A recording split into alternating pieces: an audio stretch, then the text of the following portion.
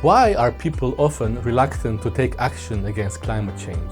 Many of us are aware of the threats caused by climate change: floods, water shortages, disappearing rainforests, and endangered animals.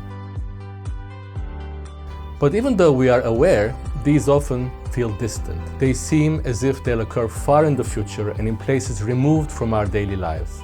We call this psychological distance, and it can make us less likely to engage or to take action.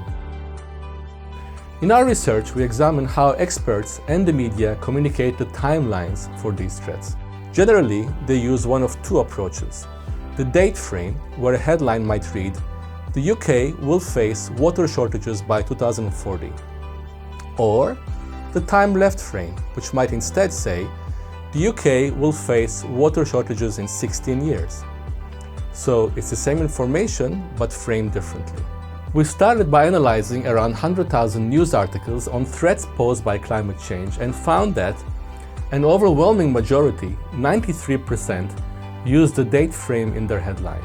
But we wanted to know, does this approach, the date frame, work best to get people engaged and to act?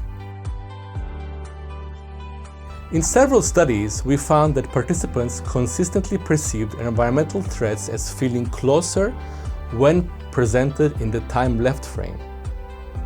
In a field study with around 20,000 online news readers, half were shown a headline about drought projected to occur by 2030, while the other half saw its frame as within 7 years.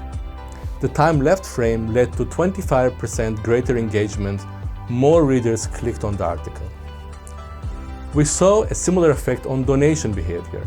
People were more likely to contribute to protecting an endangered species when the extinction risk was communicated in terms of time left. Our research shows that while date frames are much more commonly used, time left frames are more powerful. They make threats feel immediate, as though time is running out, and they inspire action. If we want to mobilize engagement on environmental issues, we should consider the impact of temporal framing. Time left frames reduce psychological distance and bring people closer to the urgency we face.